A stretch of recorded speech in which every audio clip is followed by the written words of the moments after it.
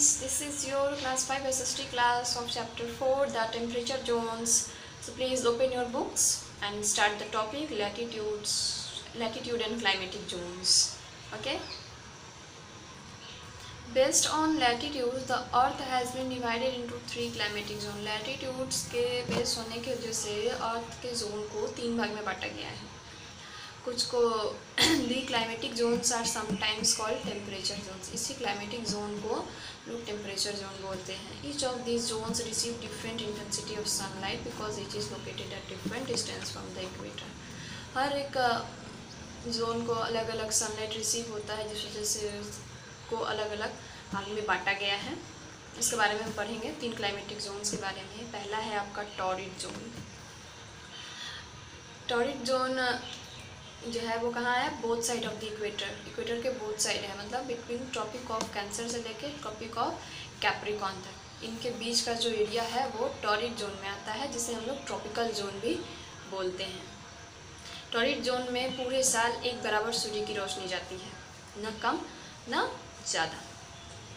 इस वजह से क्या होता है, वहाँ पे हीट जो है उसे इवेपोरेशन होता है, भाप बनता है. This evaporated moisture rises up from clouds and result in the rain. Evaporation से क्या होता है, मॉइस्चर होता है, फिर बादल बनते हैं तो बारिश होती है. So the zone receives a lot of rain. इसलिए यहाँ बारिश भी बहुत ज़्यादा होती है. The climate is therefore very hot wet and humid. यहाँ का क्लाइमेट बहुत ज़्यादा गर्म भी होता है, नमी भी होती है और ह्यूमिडिटी भी होती है. यहाँ the days and nights are proportionally approximately equal in the length throughout the year. Winter are not very cold near the equator. क्या होता है कि यहाँ पे दिन और रात अप्रोक्सीमेटली इक्वल होते हैं पूरे साल. यहाँ पे ठंड भी उतनी ज़्यादा नहीं होती है. नेक्स्ट है आपका टेम्परेट जोन. टेम्परेट जोन होगा आपका ट्रॉपिक ऑफ कैंसर से लेकर नॉर्थ में ट्रॉपिक ऑफ कैंसर से लेकर आर्कटिक सर्किल और साउथ में ट्रॉपिक ऑफ कैप्रिकॉन से लेके अंटार्कटिक सर्किल. इस बीच का जो एरिया है उसे हम टेम्परेट जोन बोलते हैं. टेम्परेट जोन जो है वो मतलब कि वह टॉरिड जोन से ठंडा होता है और सूखा होता है. क्यों? क्योंकि यहाँ पे सूर्य की रोशनी थोड़ी तिरछी जाती है, डायरेक्ट नहीं जा पाती है.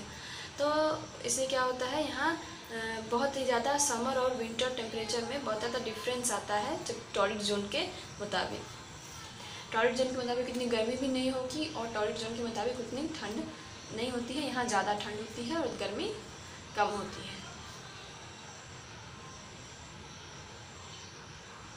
नेक्स्ट है आपका फ्रीजिंग जोन.